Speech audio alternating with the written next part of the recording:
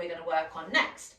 The first thing that we're going to do is just some manual foot mobilization. So if everyone can just kind of sit in a comfortable-ish position, but you're going to want to have access to your feet as you do it, you are going to use your hand like a bit of a lobster claw across the ball of your foot. So you're going to use, I've got my left foot in front of me, we've got our left hand lobster clawing across the ball of the foot.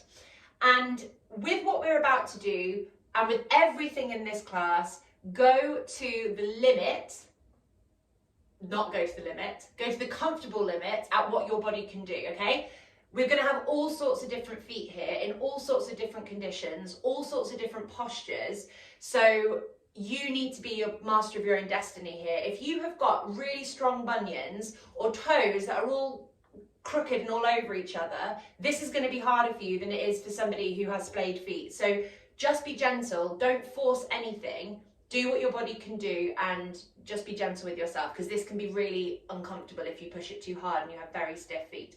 So lobster clawing that foot, what we're going to do to start with is literally with your big toe, you are just going to pull your big toe backwards and forwards. So I'll just come slightly closer to the camera, and what you're trying to do is stabilize the movement around what we call the first metatarsal head.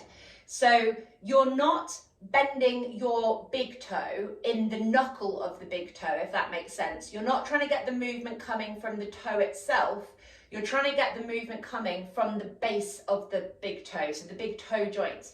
So stabilizing with the other hand, you are going to manually pull that toe back towards you and push it away. And as you do that, it's coming from the connection onto the foot rather than it being that we're just dealing with the knuckle. I don't care about the knuckle of your big toe. I care about your big toe joint because it's the most important joint in the whole body, in my opinion. It has to be able to move if you want to be pain-free. So we'll just do a couple of these. And then once we've done that forward and backwards movement at the big toe, you're going to try and abduct your big toe. So abduction of the big toe is taking the big toe away from the foot.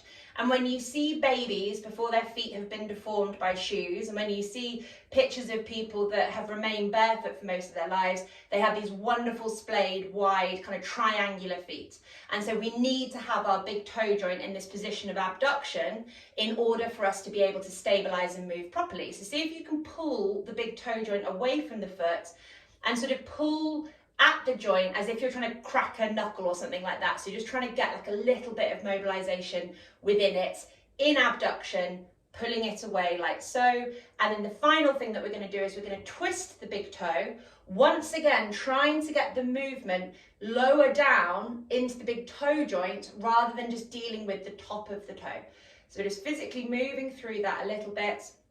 As I said, this might be nigh on impossible for you at the moment if you have lots of, sorry to use this word, but they are foot deformities. The foot deformities will stop you from being able to functionally move your feet. They can definitely get better. It's not to say they can't get better, but you'll just have to take your time with it, really. It won't just happen straight away. So we've done a bit of twisting, all good there. And we're going to swap sides. So we're taking the other foot and noticing differences. So you might find that one foot barely moves, one big toe barely moves, and you might find that the other feels quite different.